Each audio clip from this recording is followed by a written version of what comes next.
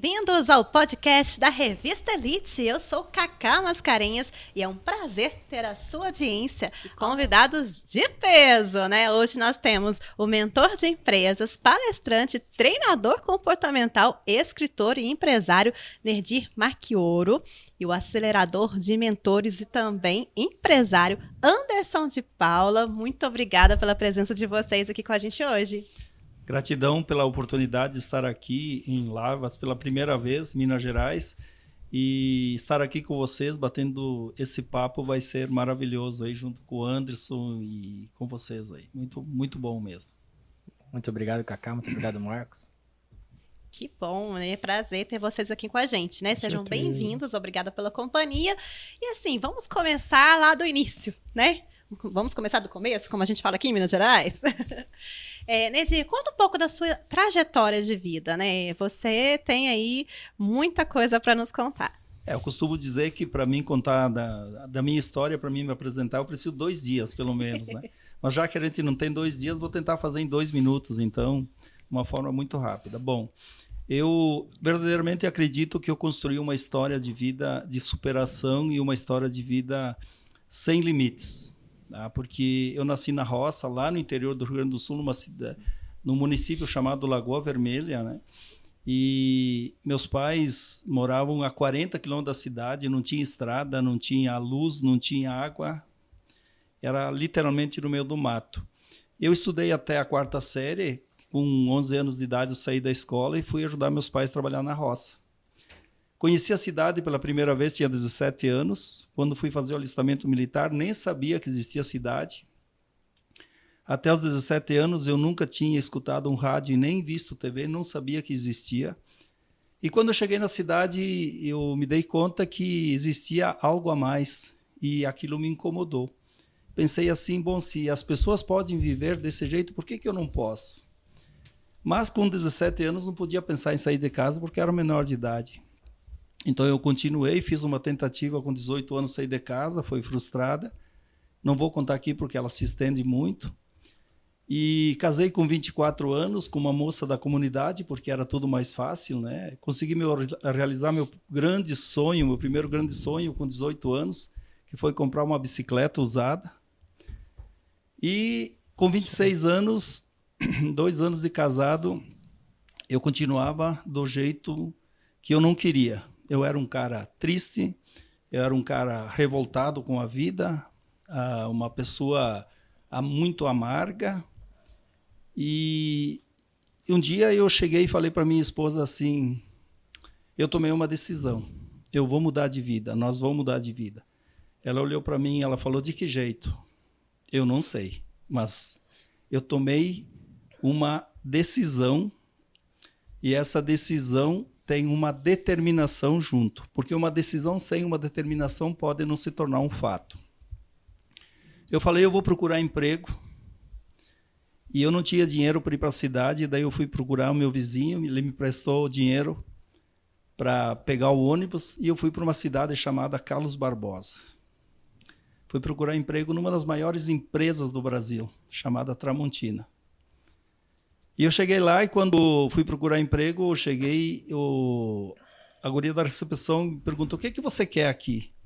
Eu falei para ela assim, eu quero trabalhar, eu quero um emprego. Ela disse, vai falar com aquele senhor que é o gerente do departamento pessoal naquela época. Eu fui falar com ele, ele disse, ok, então me entrega teu currículo. Eu olhei para ele e falei, como é que é? Currículo? O que é isso? Currículo é um papel que a gente coloca as nossas informações, o que a gente sabe fazer. Eu disse, meu senhor, eu sou da roça. Eu sou um semi-analfabeto. Eu nunca vi falar nisso. Ele olhou para mim e disse, mas como tu quer um emprego se tu não tem um currículo? Eu disse, meu senhor, eu só quero é trabalhar. Ele levantou de pé, ele me olhou, e ele falou o seguinte, então você pode mostrar suas mãos? E eu mostrei minhas mãos, eu não tenho vergonha de dizer para vocês que elas eram encardidas, rachadas, todas calejadas e as unhas cheias de terra. E com esse currículo ele me contratou. E eu comecei a trabalhar na Tramontina. E quando eu comecei a trabalhar na Tramontina, das 10h15 da noite às 7h12 da manhã... Era na produção mesmo? Na produção, desbastando facões. E eu não gostava do que eu fazia, mas eu precisava do salário. Aí eu pensei assim, eu quero ser alguém na vida. Aí um dia chegou um mecânico para fazer manutenção das máquinas e eu perguntei para ele, cara, é legal ser mecânico? Ele falou, é melhor que trabalhar na produção. Aí eu falei para ele, como é que faz para ser mecânico? Ele falou o seguinte, fique atento às oportunidades. E virou as costas e foi embora. Eu pensei assim, por que as pessoas ficam só falando em metáfora e ninguém me diz nada? Mas eu acreditava que as oportunidades estavam no quadro de avisos e todos os dias eu comecei a olhar naquele quadro de aviso. E lá, nada por acaso, tinha um aviso que as inscrições estavam abertas para fazer o teste para fazer o curso em técnico e mecânica industrial. Porém, tinha que ter a 8ª série. E eu tinha a 4ª. Mas eu ignorei essa parte da 8ª série e fui me inscrever do mesmo jeito. E eles não aceitaram minha inscrição de jeito nenhum, né? E eu insisti. Eles me falaram o seguinte, a empresa tem normas, e normas têm que ser respeitadas. E eu falei, se tem norma é porque alguém fez. E quem foi que fez a norma? Eu perguntei. Ah, foi o superintendente, então quero falar com ele. Não sabia que era o superintendente, deve ser uma pessoa, né? Aí ele falou, tu quer falar com o superintendente? Eu falei, eu quero que ele mude essa regra. E eles marcaram o horário, eu fui falar com ele, e eu pedi para ele mudar a regra, e ele mudou a regra. E eu me inscrevi, mas com a condição de voltar a estudar. Então eu tinha 28 anos, e eu voltei a estudar os bancos escolares na 4ª série, fazendo supletivo.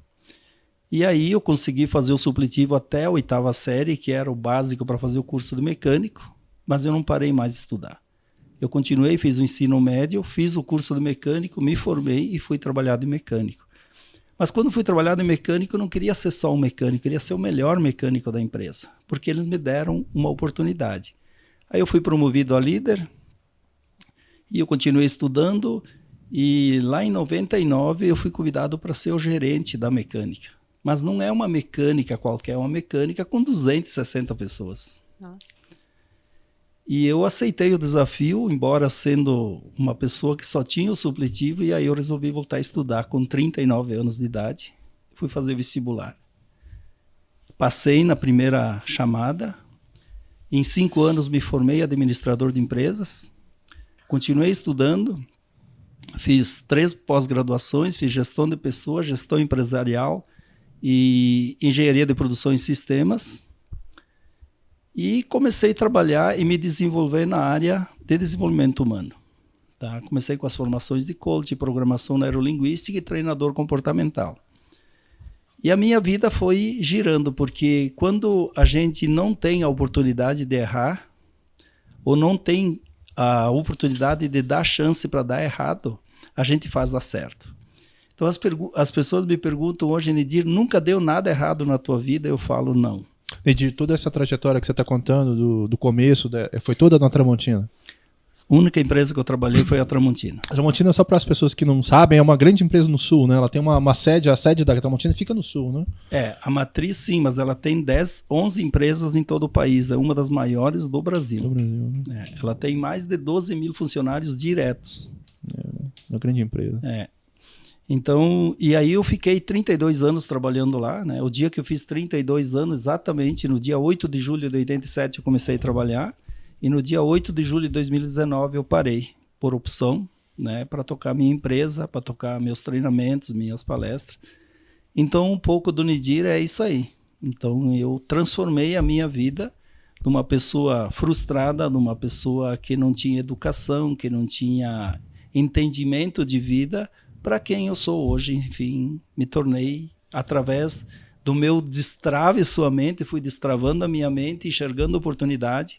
Por isso que eu criei esse projeto Destrave Sua Mente e Viva Seu Propósito, porque hoje, verdadeiramente, eu vivo o meu propósito. Anderson, fala um pouco agora de você, para a gente conhecer melhor. Quando o Nedir entrou na Tramontina, eu estava nascendo. Ah, Nedir? É verdade. Nasci em 88. Um ano depois. Um ano depois ainda. Quando eu me lembro da minha história, lembro da primeira promessa que eu fiz, eu tinha 5 anos de idade. Eu era completamente como todo menininho apaixonado pela minha mãe. Eu olhava para aquela mulher morena, bonita, maravilhosa, e falava assim, por que meus amiguinhos têm tantas coisas e a gente tem nada? A gente morava num barraquinho, né, invadido, que chama MST, né, ficava lá em Anchieta, Santa Catarina. E aí eu perguntava para minha mãe, filho, vai mudar, isso aos poucos vai mudar. E aí um dia minha mãe casou, né? Ela aceitou retornar com meu pai naquela época, né? Voltou com ele. E eu lembro que foi um sofrimento muito grande, né? Eu lembro que direto meu pai, quando ele não batia na minha mãe, eu achava estranho, porque era normal para uma criança ver a mãe apanhando, para mim era normal. E aí com 7 anos de idade, minha mãe um dia fugiu, com o olho todo roxo, cabeça cortada, que ele espancou, a gente morava numa casinha de madeira lá, mas ela estava aceitando esse relacionamento com ele para ter um lugar diferente daquele que a gente morava ali, terra, barraco, essas coisas. E eu lembro que eu olhei para minha mãe e falei assim, mãe, eu vou cuidar da senhora. Não precisa chorar não, que eu vou ser um homem pra senhora, eu vou cuidar da senhora. Era só você de filho? Eu e minha irmãzinha de 5 anos, eu tinha 7 nessa época, minha irmã tinha 4. E aí ela fugindo com uma sacola e a gente ali foi pra casa do meu avô, né? Meu pai apareceu algumas vezes lá e meu avô tocou ele de lá, isso em Anchieta. E minha mãe veio pra São Paulo trabalhar em churrascaria, depois trouxe a gente pra cá com 10 anos de idade e a gente veio pra São Paulo, ali em Campinas. E de Campinas a gente mudou pra Santa Bárbara e ali minha mãe construiu, aí ela conheceu um homem de verdade, que é meu pai hoje, chama Valmir de Oliveira, o cara que eu aprendi a ser homem, senão eu não sabia o que era tratar, como que era tratar uma mulher. E aí eu me lembro que quando eu fiz 18 anos, né, nessa linha do tempo, a gente já morava com meu padrasto, já tinha uma casinha, já tinha um lar, né, a minha irmã mais nova nasceu, eu tinha 11 anos de idade, 12 anos de idade, que é a Vanusa, né, e tinha uma família, tinha uma casa, tinha um lar, né, tudo muito simples, tudo muito difícil, minha mãe empregada doméstica, diarista, trabalhando em casa de família também, né, sem estudo. E aí eu lembro que foi indo, estudando, 4ª série, 5ª série, estudando, só que uma coisa é a vida que acontece aos olhos, e uma coisa é a vida aqui dentro. Pra mim faltava alguma coisa. Eu lembro que eu ia jogar futebol, né, e todos os pais de aí, meu padrasto também trabalhando bastante numa firma, e então eram todas as coisas incompletas, entende? Sempre faltava alguma coisa pra gente, e dentro da minha mente eu não me sentia normal. Eu sempre falava assim, o que tá errado? Por que as pessoas sentem felicidade e eu não sinto? Por que as pessoas estão sorrindo, estão em família, falam que vão fazer um negócio e eu não tô? Por que as pessoas podem viver tal coisa e eu não posso? Porque o menino pode comprar o tênis do Guga, que foi uma grande febre na época, e eu não posso. Quando eu fui pedir o tênis do Guga era que a minha mãe ganhava no mês. Como é que eu ia pedir um tênis do Guga pra ela? Só no final do ano que ela comprava um All-Star, um chinesinho, né? Um chinesinho pra gente usar. Não dava certo. Eu falei, cara, tá estranho, eu quero mudar essa vida. Por que todo mundo, quando pergunta, a gente é considerado pobre? Por que a gente vai fazer alguma coisa e tem que fazer carta de pobreza? Eu não aceitava isso daí. Aí eu comecei a estudar. E eu li um livro que era O Poder do Subconsciente, e esse livro eu fiquei assim, eu mergulhei muito nele, eu entendi que o meu consciente aceitava aquilo que acontecia, mas o meu subconsciente podia mudar de dentro para fora. E quando eu fiz 18 anos, eu chamei minha mãe na sala, e eu falei assim, mãe, preciso conversar com a senhora. Eu tava mudando para Campinas para trabalhar e estudar, fazer teatro, adorava fazer teatro.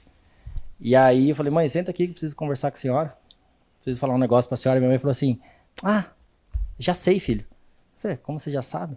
O negócio estava aqui no meu coração, que eu queria tirar para fora, guardando desde os 7 anos de idade. Como que a senhora já sabe? Eu falei, mãe, a mãe sente. A mãe olha seu jeitinho assim, né?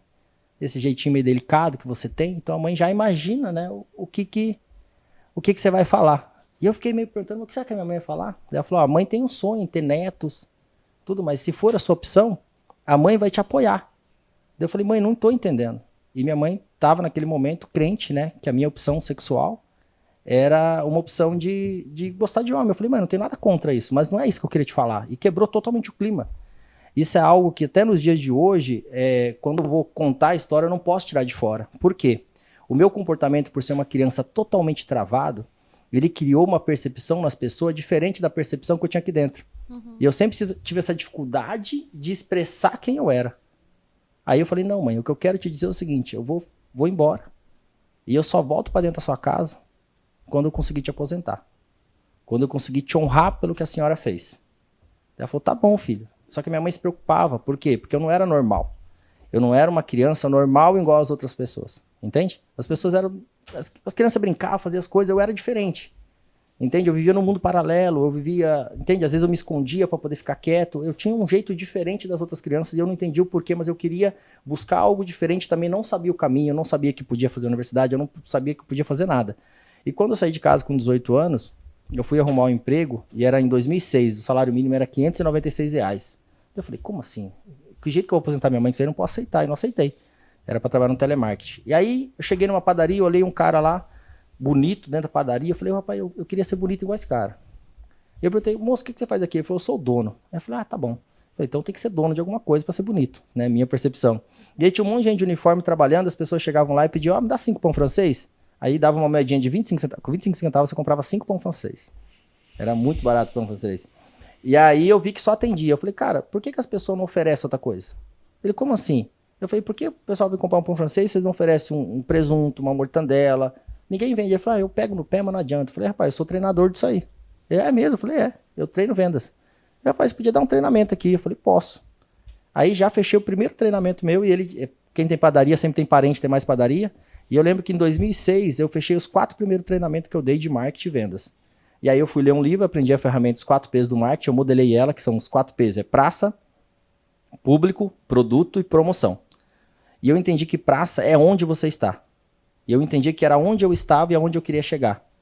Porque em praça você entende aonde está o seu público. Eu entendi que público é quem eu era e quem eu queria ser. Eu não queria ser bonito igual aquele cara, dono de alguma coisa. E aí vem logo o produto, que é o quê? O que eu precisava fazer para que eu me tornasse quem eu queria ser e aonde eu quero chegar. E aí vem o detalhezinho, que é promoção. E promoção para mim é marketing. Porque marketing é promoção. Porque promoção é a ação de promover um produto, uma empresa, uma pessoa. Aquilo que você quiser promover. E dali em diante eu fiz um dos pilares que se constrói uma marca. Marca, o M é memória. O A é chamar atenção. O R é repetição. E eu comecei a repetir isso daí. Eu repito isso desde 2006. E o C é falar com o coração das pessoas. E o A é alcance. Se eu juntar esses 5 pilares da marca, eu consigo fazer qualquer empresa crescer. E principalmente a maior empresa que eu tinha, que era o meu CPF, aquele nome que a minha mãe me deu quando ela me registrou, que é Anderson de Paula. E de 2006 em diante, até dezembro do ano passado, eu atendi muitas empresas dando consultoria. Eu sempre trabalhei em consultoria, eu nunca trabalhei em nenhum outro lugar. Sempre trabalhei por conta, né? Montei ali a agência, comecei a dar treinamento, comecei a fazer panfletagem para as padarias, comecei a fazer carro de som, amarrava uma caixinha de som nas minhas costas na mobilete e saía fazendo divulgação, entregava. E foram muito aprendizado. Em 2012 chegou muito forte o Facebook. E quando o Facebook chegou, eu falei, cara, não preciso tomar sol mais na testa. É só sentar no computador e aprender a divulgação. E aí, desde 2012, eu venho fazendo divulgação. Lembra do bate-papo da UOL? Não sei se é da época de vocês. Sim. Né? Lembro, sim. Moreno 22, né? Tinha os codinomes que colocava lá. Sim. E aí eu fiz muito marketing dentro da plataforma UOL. O Yahoo era muito forte, então eu fiz muito marketing lá. Sou bem antigo mesmo no marketing, no digital também. E aí comecei a desenvolver várias estratégias para grandes empresas. Lógico que eu fiz contratos grandes com algumas empresas, isso me deu um conforto, mudou a realidade. Sim, minha mãe já acabou os estudos agora, terceiro colegial, vai chegar o diploma dela daqui uns dias, terminou o ano passado. Gracinha. E vai chegar, terminou esse ano, na verdade. No mês 4 vai chegar o diploma dela, a gente vai fazer uma festa bem legal para ela. Faz 3 anos já que ela não trabalha mais.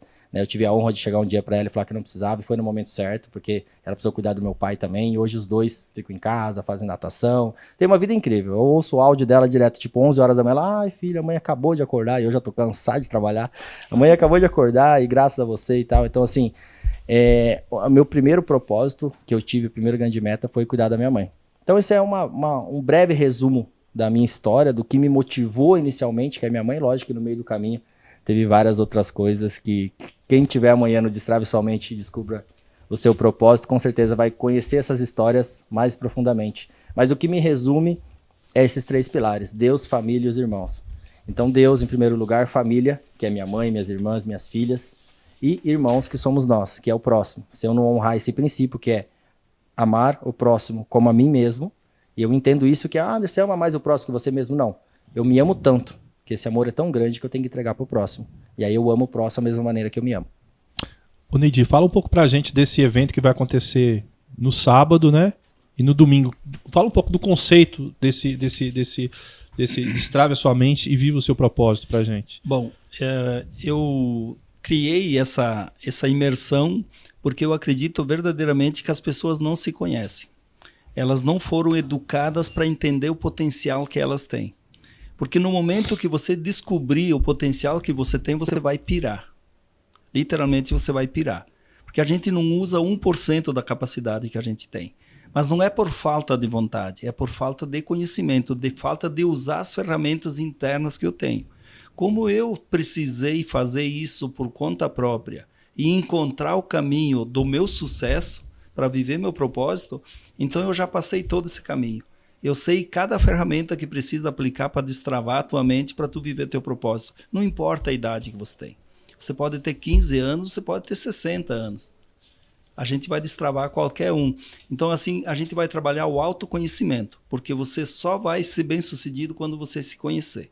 E é muito difícil a pessoa se conhecer. Primeiro porque ela se nega. Nós somos os maiores mentirosos para nós mesmos. E a gente vai trabalhar muito forte isso. Então, a questão do autoconhecimento, de ser verdadeiro comigo mesmo e de me superar todos os dias, ter a coragem de acordar todos os dias e dizer, hoje é um novo dia, uma nova oportunidade, eu vou fazer diferente do que eu fiz ontem, para eu conquistar aquilo que eu quero. Isso é possível. Porque se aquele cara que conheceu a cidade pela primeira vez com 17 anos, hoje conhece 12 países, inclusive foi 5 vezes para a China, para a África, Mongólia, conheço boa parte do mundo, tenho 2 filhas, teve a oportunidade de deixar elas estudarem nos Estados Unidos, uma 2 anos e uma 1 ano. Então é possível sim transformar a nossa vida. E olha que eu tinha 28 anos quando eu tive a coragem de voltar lá na 4ª série. Vocês acham que foi fácil eu voltar na 4ª série? Com 28 anos, né? Com certeza não, né? Todos os dias, quando terminava a aula, eu embarcava no ônibus, porque eu tinha que ir para outra cidade para estudar. Eu começava a chorar dentro do ônibus. Eu chegava em casa chorando. E a minha esposa pedia, por que você chora? Eu falava assim, eu quero mudar de vida, mas eu não estou conseguindo. Desistir nunca foi opção. E aí eu acordava no outro dia e eu falava assim, hoje é um novo dia. É uma nova oportunidade e eu vou tentar de novo. E esse foi o meu slogan durante toda a minha vida. Todo dia é uma nova oportunidade, não importa o que aconteceu ontem. Eu quero ver o que você vai fazer hoje de diferente para que isso seja um resultado diferente. Essa é a pegada que a gente vai trabalhar esses 2 dias. Tem uma coisa que você falou, e ele também vem muito nessa questão, a questão de se ouvir, de você ter um tempo para se ouvir. Isso é muito difícil hoje, né, Nid? Porque as pessoas levam uma vida corrida, muitas vezes. Mesmo no interior, você tem uma rotina de vida muito corrida. Como que se faz para se observar e para escutar essa voz interior durante essa correria toda? É possível fazer isso? Quando você se coloca em primeiro lugar. Quando você for a pessoa mais importante da tua vida, você vai ter tempo para fazer isso. Porque você é a sua prioridade. Se você não for a sua prioridade, você nunca vai sair do lugar que você está. E você vai parar para se ouvir quando você for a sua prioridade. Quando você parar e der um soco em cima da mesa e disser, agora eu vou falar comigo mesmo. Eu vou falar com o meu coração, eu vou falar comigo mesmo na frente do espelho. Isso dói. Isso dói muito. A coisa mais difícil é você ser líder de você mesmo. E o autoconhecimento também, né? Mas isso é autoconhecimento. É ter a capacidade de olhar para dentro e dizer, isso eu errei. E amanhã eu vou fazer diferente para não errar mais. Ou isso não deu certo porque eu falhei aqui. E por que eu posso fazer? Isso é fazer um plano de ação todos os dias para ser melhor amanhã. E uma coisa que aparece na fala, tanto da sua como dessa parte do Anderson de Paula, é a questão da curiosidade. São 2 homens que tiveram curiosidade da padaria, por exemplo. Sim. A questão também a curiosidade é um item importante nessa trajetória de vocês, né? De você saber, ter uma percepção do mundo e saber e ter uma oportunidade ali, e você ter essa intuição, essa curiosidade ajuda bastante também, né? Sim. Na verdade, eu não acredito que a gente tenha oportunidade. Ninguém te dá oportunidade. A oportunidade você cria ela. Eu criei a minha oportunidade batendo na porta, lá pedindo um emprego sem currículo. Eu criei a oportunidade lá pedindo para o superintendente uma oportunidade para fazer inscrição. Eu criei a oportunidade voltando para os bancos escolares com 28 anos de idade. Você toca num tema agora que é muito importante, que está muito na pauta também do Brasil, que é a questão da meritocracia. A meritocracia para você continua valendo? Porque hoje em dia são tantos discursos em torno disso. Eu queria saber a sua opinião, se você acredita na meritocracia. Eu acredito 100% na meritocracia. Desde que você faça e construa ela do zero. E você, Anderson? Eu acompanho uma ferramenta. Para mim, tudo é ferramenta. Tá? Aquela estranheza daquele menino era um problema que eu tenho psicológico. Eu lido com isso desde 2017 que eu descobri. E desde que eu descobri, eu só funciono com ferramenta. Então, para eu tomar uma ação, eu preciso analisar meus pensamentos, meus sentimentos. Aí eu vou tomar uma ação. Aí vem o resultado, que é o famoso PSAR. Pensamento, sentimento, ação e resultado. Então, quando eu falo em meritocracia, eu me pergunto, eu mereço ter aquilo? Aí eu analiso o meu resultado e eu percebo que eu não tive o resultado porque eu estou pensando coisa errada, estou sentindo errado e estou agindo errado.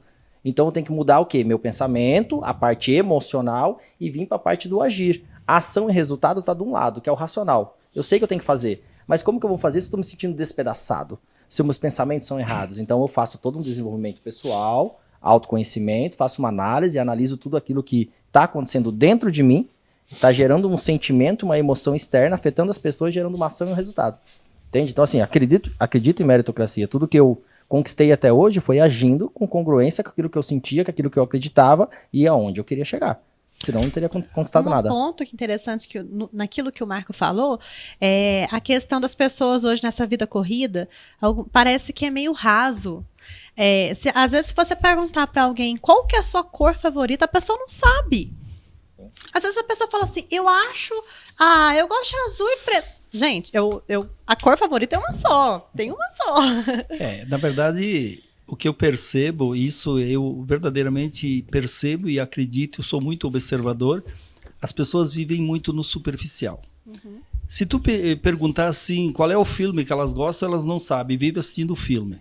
Se tu pedir qual é a música que gosta, não sabe, vive escutando música. Então, assim, quando você não entende para que você está nesse mundo, você vive no superficial. Já dizia Viktor Franklin, que foi um psiquiatra da Segunda Guerra Mundial, que pensamento por pensamento não serve para nada. Uhum. Pensamento mais sentimento gera uma emoção. Se tu somar o pensamento, o sentimento e a emoção, você realiza qualquer coisa.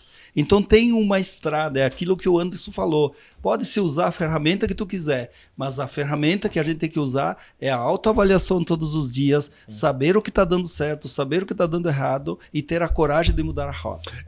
A fala de vocês lembra muito, traz muito para a coisa psicanalítica, né? Você falou do subconsciente, sim, aí, você também citou agora um psicanalista.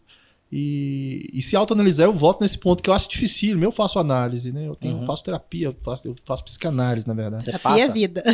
Terapia é vida. Sim. E aí eu me pergunto, porque assim, pra mim, quando eu entro numa sessão de terapia, você se lidar com você mesmo é muito difícil. Agora eu fico imaginando um leigo que nunca fez terapia. Se olhar, é muito difícil. Você fala, eu tenho esse defeito, eu não consigo lidar com isso. Você citou essa questão da sexualidade, sim, que era vista por outras pessoas e era uma coisa que passou a te incomodar depois. Então é difícil você lidar, porque a gente cresce através do olhar do outro, né, muitas vezes.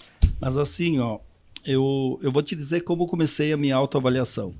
Uma época eu estava trabalhando na Tramontina e um dos gerentes que nunca tinha falado comigo, ele chegou e literalmente me pegou pelo braço, assim, os dois braços, me sacudiu, me olhou no olho e me perguntou assim, Nedir, aonde que você pensa que você vai chegar agindo da forma que você age? Falando da forma que você fala e tratando as pessoas da forma que você trata? Eu olhei para ele assim, mas como assim? Ele falou, você é um idiota, um estúpido e um mal educado. Nossa. E você vai parar na sarjeta se você não mudar. Aí eu falei, eu não sou esse cara. Você não se percebia assim? Não. Só que eu falei assim, eu vou provar para esse cara que eu não sou esse cara. E aí no dia seguinte eu peguei um caderno novinho e comecei a dividir ele pela metade da folha. Do lado esquerdo eu escrevi assim, as ações que eu quero que façam comigo e as ações que eu não quero que façam comigo. No final do dia eu fui fazer a lista e aí eu levei o maior choque da minha vida. Eu anotei 98 questões, sendo que 94 eu não queria que fizessem comigo. Aí eu vi que eu era aquele cara que ele falou. E aí eu prometi para mim mesmo que a partir daquele dia, todos os dias eu ia passar pelo menos 3 questões para o outro lado. Olha só. E aí eu comecei a fazer a minha autoavaliação todos os dias e me segurando para mudar aquele comportamento, porque isso é um comportamento. Isso está intrínseco em você. Isso você não muda que nem virar uma chave. Isso você tem que ter muito esforço, muita dedicação.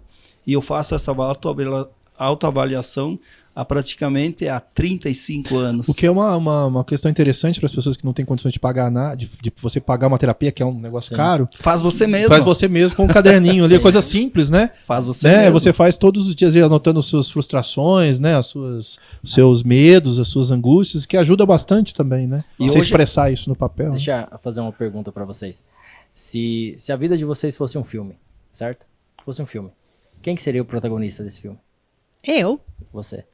Você comporta como protagonista? Com certeza. Tá. Você também? Também. Tá. Hoje sim. Mas eu tenho que fazer isso, porque senão minha analista me mata. Tá, mas vamos entender que 99% das pessoas não fazem isso. Elas vivem uma vida que é a vida, elas estão dentro da vida. Então, quando eu converso com alguém, eu falo, beleza, todo mundo responde que é ela. Todo mundo fala, eu. Mas não é a realidade de muitos que falam isso, tá? E eu falo, então beleza, então vamos lá. Ator. Você é o ator de sonista. Agora você é o espectador. Agora você senta e assiste a sua vida. Isso aí. E aí você assistindo a sua vida, você mudaria o quê? Isso faz você fazer, como o Edir disse, faça uma análise diária da sua vida. Nossa, muito interessante. Quando eu comecei a fazer, eu faço de hora em hora, tá? Meu celular desperta em hora, eu anoto o que eu fiz na última hora e eu faço isso todo dia pra eu poder ler no final. E eu tenho um bloco de notas de cada pessoa que eu me relaciono, que tem convívio recorrente comigo. O Nedir tem um bloco de notas, o Adriano tem um bloco de notas. E aí eu escrevo tudo que aconteceu com o Nedir. O que eu poderia ter feito diferente. Por exemplo, ontem eu fiz uma reunião com o Nedir que um comportamento meu lá mudaria. Eu já anoto e aprendo, entende? Porque eu sou impossível, eu tenho algo que me torna impossível. E eu tenho que anotar, e eu tenho que melhorar. E é uma forma de autoavaliação pro Anderson. Só que além de ser espectador, eu também quero ser diretor. Só que como que eu vou dirigir um filme que eu não consigo assistir? A única forma de eu assistir é eu sendo espectador e anotando sobre aquilo. Sim. E aí, como diretor, eu vou mudando o meu comportamento e, logicamente, aquele ator progride. E em algum momento esse ator pode ganhar uma estrela, pode ir para Hollywood, que seria eu realizando meus sonhos. Então eu sempre faço essa analogia. Ator, protagonista e diretor. Como que é diretor? Analisando aquilo que o espectador anotou sobre o ator. E toda a mesma pessoa. É você gerenciando a sua vida. Isso é muito difícil. Com certeza. E eu falo que a mente, né? A mente, ela comanda tudo. Tudo, do foco que você dá. Eu vejo muito isso, por exemplo, em dieta, né? Mulher, né? Somos adeptas aí da dieta. E eu acompanho muitas pessoas, assim, que a pessoa vira e fala, olha, vou fazer dieta. E isso também já vem até da minha infância. Meu pai era alcoólatra e ele fundou o grupo de Alcoólicos Anônimos. Meu pai ficou mais de 40 anos sem beber, até ele falecer.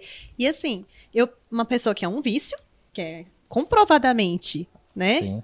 Cientificamente, a sua dor é a sua maior força. A sua dor é o seu melhor produto. E a pessoa consegue parar de beber, parar de usar drogas, hoje nós temos os narcóticos, enfim. Você consegue tudo. Sim. Falando em dieta, uma vez eu estava bem acima do peso, eu fui procurar uma nutricionista e quando ela me atendeu, ela perguntou, o que você veio buscar aqui? Eu falei assim, eu vim buscar 78 quilos e ganhar massa muscular.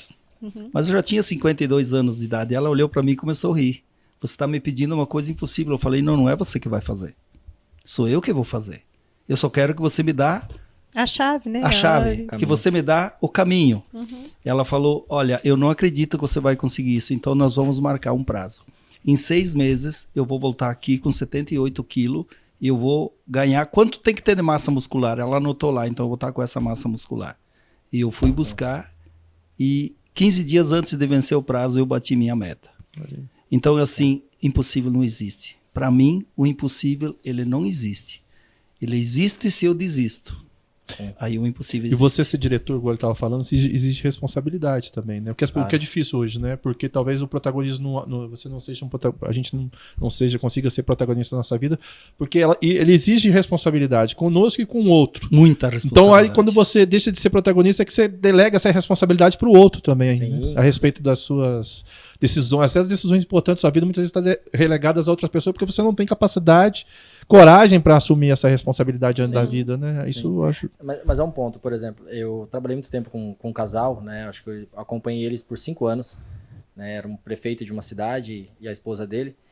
E era complicado que eles conflitavam muito na vida comum deles. E aí esse exercício foi uma coisa bem bacana que a gente fez uma vez. Por exemplo, ele tem sua vida, o homem, o esposo tem sua vida e a esposa tem a vida dela. Os dois eram autoridades nas vidas individuais. Só que, então, você é protagonista na sua vida. Entende? Então, um exemplo aqui. Eu sou protagonista na minha vida. Na minha vida, Marco, você é um coadjuvante. E na sua ótica é diferente. Você olhando pra mim e fala, Anderson, eu sou protagonista da minha vida. E na minha vida você é o coadjuvante. Mas o coadjuvante ele tem uma participação muito grande. O filme não acontece sozinho. Você não vira um monólogo, fica chato, ninguém fica vendo. Só quem era bom nisso era o Charlie Chaplin. Olha lá que tinha um monte de figurante ainda. Entende? Então, quando você fazia essa análise, aí eles perguntaram pra mim, mas no nosso casamento, 2 protagonistas. São vocês 2. Então, vocês têm que aprender a analisar o casamento de vocês quando vocês estão juntos. Mas separados, os 2 honram aquele outro filme. Só que vivem uma vida separada.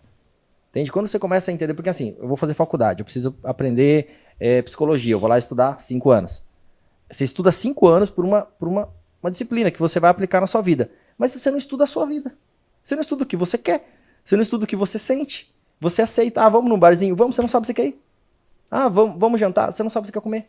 E é interessante você ter falado isso de relacionamento, porque aí acaba acontecendo o quê? A dependência emocional. Sim. A pessoa, você não é o protagonista da sua vida, Sim. né? Você deixa outra pessoa lá no pedestal como protagonista e aí você passa a viver a vida da outra pessoa, né? Você não vai fazer o curso amanhã porque você tem um compromisso, né? Eu tenho que ir com tal pessoa no posso. Eu não vou na academia porque fulano não quer que eu vá malhar. Ninguém vai fazer por você.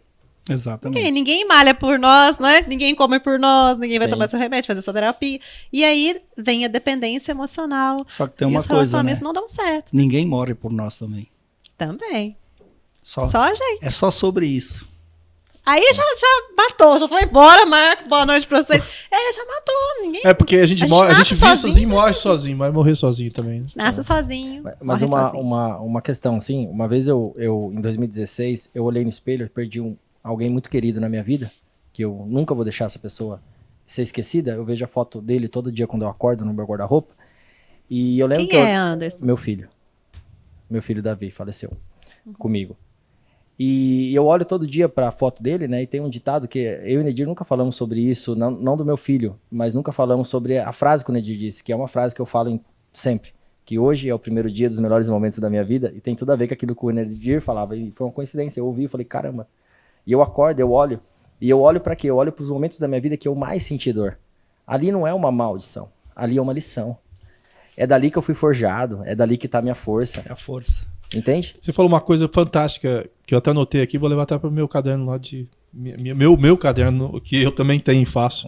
Você falou assim: a sua dor é o seu maior produto. Sim. É o maior produto? Com certeza. Por que é o maior produto, Anderson? Eu queria que você falasse para o público. Porque eu acho assim, interessante essa frase. Porque a gente vive num mundo da facilidade, né, do imediatismo, né, até o Instagram tá aí, Sim. da exposição a todo momento. Sim. E é difícil as pessoas lidarem com a dor, né? Porque é um mundo de prazeres, é um mundo de sensações. Modernidade líquida. É uma modernidade Desenvolve. líquida, né? Eu queria que você falasse um pouco sobre isso.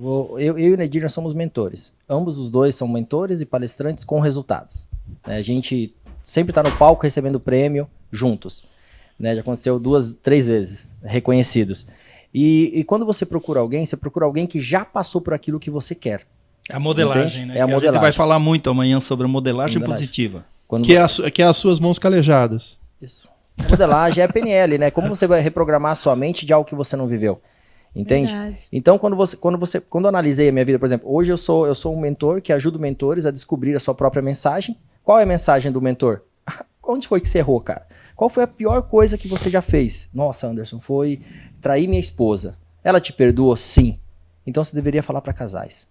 E a gente começa a entender aquilo. A esposa vem e eles criam um produto para casais, aonde ele vai entender, porque ele sabe contar o que levou ele à traição. Ele sabe os gatilhos que ele viveu. E aí, se a gente começar a pesquisar, extrair detalhes, nossa, foi por isso, foi por aquilo, foi porque minha esposa fazia aquilo. Eles conseguem fazer um produto sensacional, que eles vão salvar milhares de casamentos, sem contar que eles vão ajudar pessoas a colocar uma base no casamento que muitas pessoas não têm, que é a base da espiritualidade, que é a base de Deus, que é a base da cumplicidade, que é a base dos princípios. Entende? Como que a gente se tornou uma só carne? Como que a gente vai viver daquele modo diferente? Né? Então, assim, estudando aquilo, a pessoa extrai um grande produto. Por exemplo, no meu caso, o meu maior produto, hoje, que eu tenho, é esse. Porque eu vivi a vida inteira sem saber quem eu era.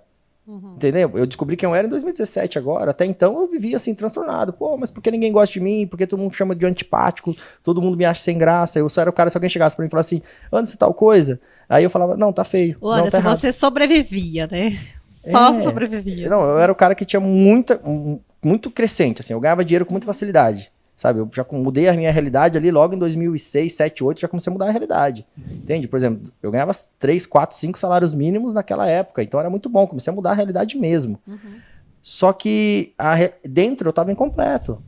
Entendeu? Não tinha amigos, meus amigos não gostavam de mim, eu não conseguia manter um relacionamento duradouro. Entende? E por que isso acontece? A sua mente mente.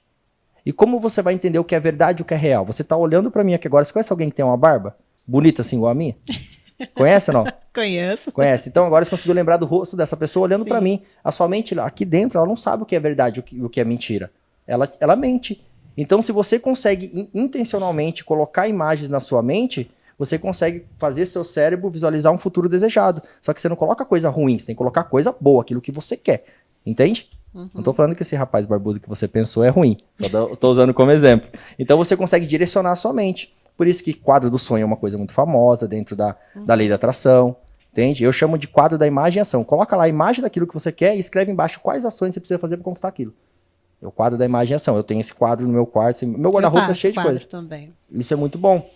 Então, todo momento você está visualizando. Entende? Por isso que eu falo que a maior dor, a questão do pai dela, o que deu um propósito para a vida dele, foi ajudar pessoas a não passar por aquilo que ele passou. Sim. Fantástico, Verdade. né? Fantástico. Que é um mentor mais qualificado do que esse, aquele que já viveu o que você está vivendo. É isso aí. Por isso Agora eu vou pedir só pro Anderson dar uma licencinha pra Adriana chegar pra bancada aqui com a gente. Adriana Reis.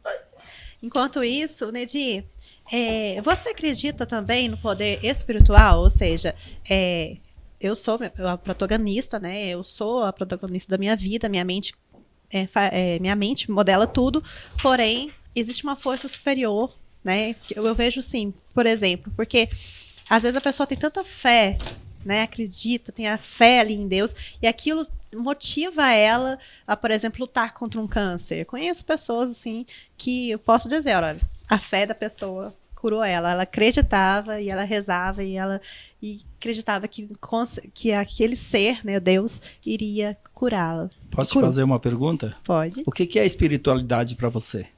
Acreditar em Deus. E, enfim, eu sou espírita, né? Então eu acredito em Deus, em espíritos, em influências do mundo espiritual. E eu acredito que eles também ajudam a nossa vida. Espiritualidade não é nenhuma religião, né?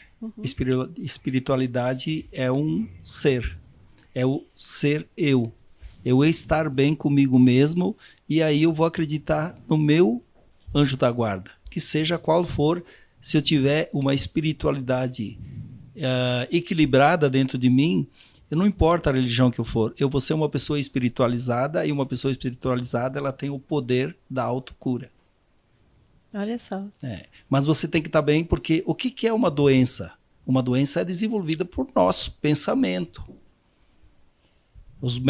Existem os estudos que comprovam isso, que as doenças são desenvolvidas. O câncer, ele é desenvolvido pelo próprio ser humano. Quer dizer, todos nós temos câncer, mas nem todo mundo desenvolve, né, o câncer. A célula está ali, né? Está ali. Mas aí quando você adoece mentalmente, o câncer vira consequência. Uma alergia vira consequência. Quer dizer, muitas doenças.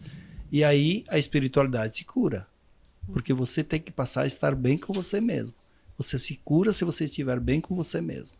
Que interessante isso. É muito bom ver essa perspectiva diferente, né, Marcos? Pois é. Adriana, conta pra gente então do evento, né? Você também é um exemplo, Adriana, um exemplo aqui em Lavras, para todos nós, né? Também uma pessoa que mudou a vida dela, hoje também mentora, massoterapeuta, faz uma massagem maravilhosa. Adriana, conta um pouco pra gente do que vai ser o evento esse final de semana, né? Sábado e domingo, essa imersão, para que as pessoas em casa possam ter uma noção melhor do que é isso. Por que você resolveu trazer, né, convidar o Nedir, convidar o Anderson para virem para Lavras, conhecerem Minas Gerais, né? A gente está conhecendo Minas Gerais hoje. Conta pra gente. Boa tarde a todos, né? Primeiramente, esse propósito de destravar a mente, né? E Nedir e Anderson foram pessoas que, ali na imersão que eu participei em Alphaville, eles conseguiram aprofundar isso em mim. Destravar um pouco mais, além, sabe? Eu vi que modelei, né, neles, e foi surreal. Quando o Nedir subiu ao palco, eu chorei muito.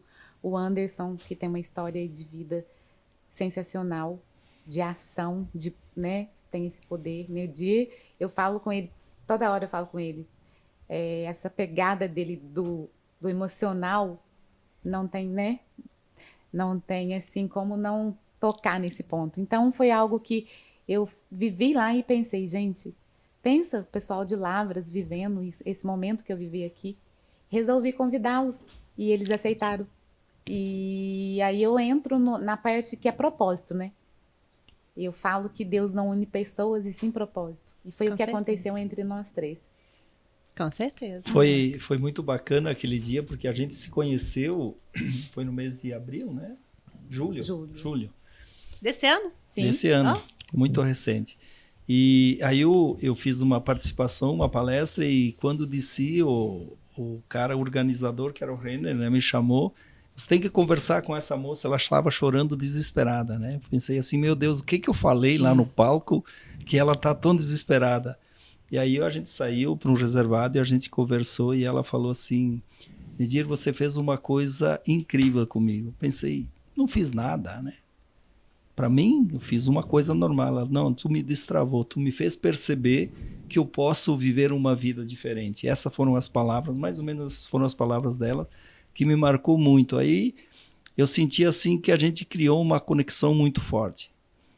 E aí a gente começou a tratar disso, começou a falar, e eu falei, guria, eu tenho uma imersão que se chama Destrave Sua Mente e Viva Seu Propósito. Bora fazer acontecer, bora mudar a vida das pessoas. E estamos aí para esse evento aí, já foi muito rápido, né? O programa todo estava estruturado, então foi uma questão de divulgação. Eu já fiz dezenas dessas imersões já. Então, para mim, é só mais uma transformação de vida de muitas pessoas. É o que a gente estava falando, são milhares de pessoas todos os anos, né? A gente conversou isso com o Anderson também, além do online. E Além os do online. livros, né, que você escreve, Exatamente, né? eu vou deixar esse livro aqui, que essa é a minha autobiografia. Aqui está toda a minha história, com os mínimos detalhes. Até 2016, agora está saindo a segunda Já edição, vou pedir né? fotografar para a revista. A segunda edição, então vai sair, eu acredito que em 2024 fique pronta a segunda edição. Então aqui é a minha verdadeira história, então. A revista Elite. Adriano, obrigada, viu, pela sua participação aqui e por trazer eles aqui para a gente conhecer. Eu vou chamar o Anderson de volta, porque eles têm agora uma palestra, Marco, uma palestra em um projeto que eu acho incrível aqui em Lavras, que é o projeto 7 Gerações, e eles vão lá fazer uma palestra beneficente, inclusive, né? Isso, beneficente. E, então o horário deles está bem apertado, eu vou chamar o Anderson de volta. Bacana, porque só para lembrar, é do professor, acho que foi idealizado pelo professor Pacheco, né? Professor do basquete. Começou com aquele projeto do basquete, Sim, né? O Novo Horizonte, né? Um arremesso para o Novo Horizonte. E hoje em dia o projeto 7 Gerações tem 7 anos e já está em outro patamar, inclusive premiado, Marco. Eu convido a todos que estão nos assistindo também para entrar no site e conhecer mais sobre o projeto, que é fantástico. Fantástico, né? Mudando a vida das pessoas, né? Olha, eu queria encerrar pedindo o seguinte. Qual mensagem para quem está nos assistindo assim, que tá lá, não sei como é que eu vou mudar minha vida, o que eu posso fazer? É lógico, façam um curso, façam um curso do Edi, do Anderson, mas qual mensagem vocês deixariam para as pessoas que estão em casa?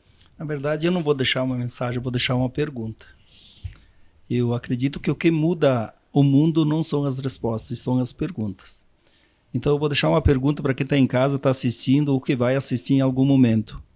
Eu quero que você pare por 3 minutos do seu tempo, se feche no seu quarto, feche os olhos e se faça uma pergunta. Essa é a vida que eu quero para o resto da minha vida? Essa é a pergunta. Se a resposta for sim, continua assim. Tá tudo certo, não tem nada de errado. Agora, se isso te incomodar, se você começar a se remexer, então tá na hora de você ter uma atitude, criar vergonha na cara, tirar a bunda da cadeira e fazer o que for preciso para mudar a tua vida. Porque eu fiz isso. E eu posso fazer que você pode... Posso falar e afirmar que você pode fazer também. Nossa, até arrepiar. Fantástico, né? Fantástico. Anderson, qual a mensagem? O meu é uma dica de marketing pessoal. Mas entenda que marketing pessoal é quem você é e o que as pessoas veem de você. Primeira coisa do marketing pessoal é a sua aparência.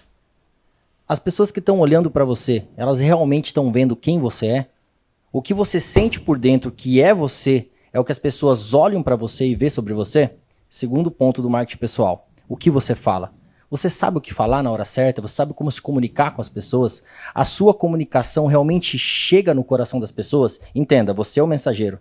Mas o que vale não é você, e sim a sua mensagem. Como você comunica ela verbalmente? E o terceiro pilar, como você comunica ela de uma forma não verbal, que é o seu comportamento, as suas ações, as suas atitudes, estão congruentes? O que mais vale é o seu comportamento. Tem muita gente que fala, mas não faz. Você está se comportando da maneira certa? Se você não está, você precisa destravar algo dentro de você, algo aqui, na sua mente, para que você consiga entregar verbalmente a sua verdadeira mensagem, que é o seu propósito. Então você sabe que você precisa destravar a sua mente e viver o seu propósito. E é isso que nós estamos propondo para você. Dentro desse treinamento que o Nedir desenvolveu, ele vai te ensinar a destravar o seu propósito. E você sabe que tem algo travado aí dentro. E você sabe que você gostaria de viver. Assume isso, aceita. E vem com a gente. Porque a gente tem para oferecer algo novo para você, uma transformação de comportamento que vai transformar a sua comunicação e as pessoas vão olhar para você e vão parar de ver aquilo que os olhos mostram e vão começar a ver aquilo que você quer, que é o seu resultado. Perfeito. Obrigada, Nedir. Prazer, viu, te conhecer. Obrigado a vocês. Obrigado pela oportunidade. Muito prazer. Prazer Muito prazer, conhecer Marco. vocês. Espero que gostem de Minas Gerais, do Com podcast certeza. do Doce de Leite. Ó, vamos provar. Marco, obrigada pela companhia. Obrigado a vocês. E aí a caixaça Todos. também, né? Tem que provar Ah, a com cachaça certeza. também, né? Cachaça e Boa. o café. É, Café então. também.